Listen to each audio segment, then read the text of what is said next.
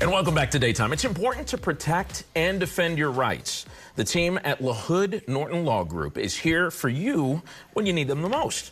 Attorney Nico LaHood joins us with more. Nico, thank you for being here, man. Thank you, sir, for having me. Doing good? Yes, sir. Awesome. Okay, so we're talking about the difference between criminal charge versus a criminal charge with enhancements.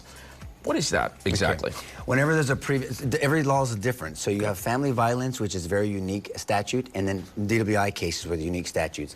There's something called deferred adjudication versus a final conviction. People don't realize what can be enhanced. Okay. So certain charges can be enhanced even if there's not a final conviction. Family violence cases and DWI charges now can do that, even if you have a deferred adjudication. So an enhancement basically says if you have a previous conviction or charge, it can be enhanced to a higher degree, either to a Class B to a Class A misdemeanor to a felony. Certain felonies can be enhanced to higher felonies, and that's where you get into, you really need good counsel to navigate and give you good advice on what to do with your case. Okay, see, that's what I was about to ask you next. How does this affect the sentencing portion of that? So basically, enhancements can be good or bad? Enhancements are always bad. Always bad. They're good, but good question, though. Yeah. So when you get into felony world, so this is where it comes up really the most. Okay. If someone has been to Texas Department of Corrections, have been to prison once before, and they get charged with another felony, third degree or higher, they get enhanced as a repeater. Okay. That means it takes their charge to another level higher. If they have 2 prior trips before, it can be enhanced to a habitual. That means 25 to life is your minimum, 25 minimum to life in prison. Wow. Changes The ball game, changes negotiations with defense attorney and prosecutors. But there's also enhancements on misdemeanors, and there's violent, the affirmative findings of deadly weapons can enhance a charge.